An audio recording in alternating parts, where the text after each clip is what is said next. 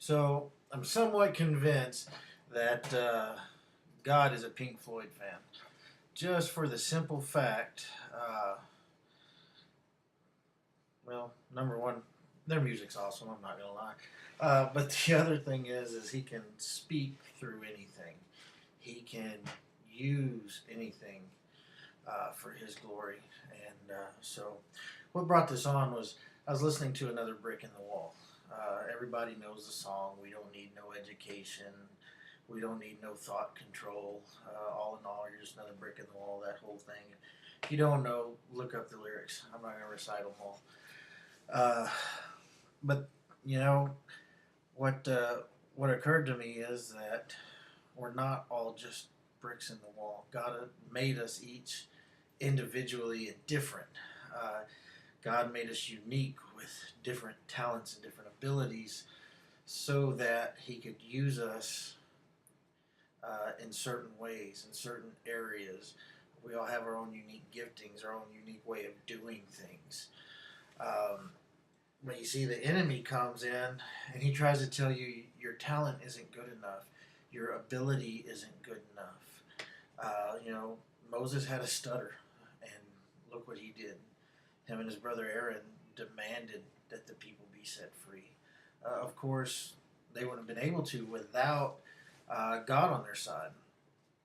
So God takes everything you do and just everything He made in you, and He makes it perfect for His glory.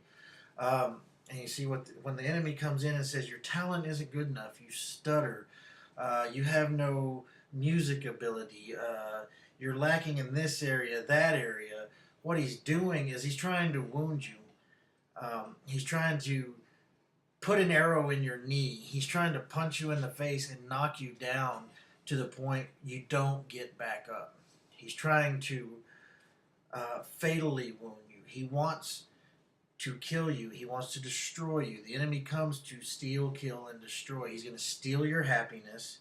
Then he's going to destroy what makes you you, what makes you individually unique, and try to take away the very purpose that God created you for. And then you're dead. You're spiritually dead.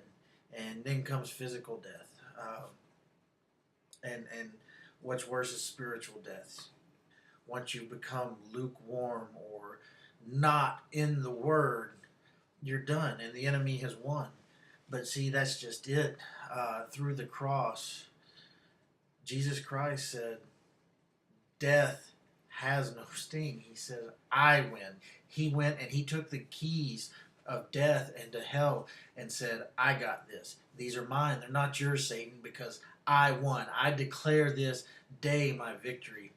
When the earth turned black and began to shake and the veil was torn, when Jesus was uttering His final words, Eli, Eli, Eli, lama sabachthani, the devil thought he won. But just like we've all heard from the time we were kids, and if you haven't heard the Easter story, I encourage you to go somewhere and either read it in the book of Matthew or go talk to somebody who knows the story so they can just give you the Cliff Notes version, just so you have an idea what I'm talking about. But anyways, on Resurrection Day, on the day when the stone was rolled away and the tomb was empty, that was the victory of Christ on the cross. That was the victory of God fulfilling the purpose in His life to come, live, and die so that we don't have to experience spiritual death, so we don't have to be another brick in the wall. We take that victory and we use it as a springboard. And again, if you don't know what a springboard is, you don't understand the literary device I'm using. You watch a gymnast; they run, and a gymnast can jump high, but they can't jump as high without the use of a springboard. They take it and they jump. They fly through the air. They grab the parallel bars. They're up on that log thing that they do all the flips and twists and splits and all that on. But anyway, Jesus Christ's victory was a springboard for us. We take that and we walk in the victory.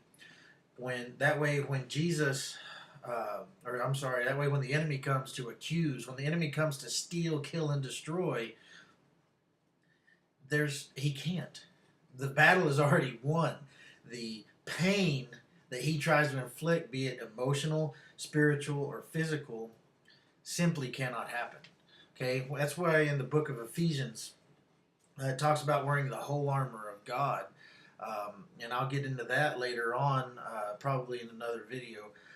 But that whole armor of God is wearing the righteousness, wearing the faith of knowing what happened, that comes from knowing what happened on the cross. It all just ties together so wonderfully and beautifully. We don't put on an armor uh, not knowing if the battle is won. The battle has already been won. We just wear the armor because an enemy that has lost is just taking pot shots as he is in full retreat, and that's so amazing. It's so profound. It sounds so simple, but there's just so much there that I could probably spend hours thinking about, talking about. Um, but that is the root of Christianity. That we are all beautifully and wonderfully made. We are all made awesome. We are all made sons and daughters of God. We are all made whole in righteousness through the death of Jesus Christ on the cross.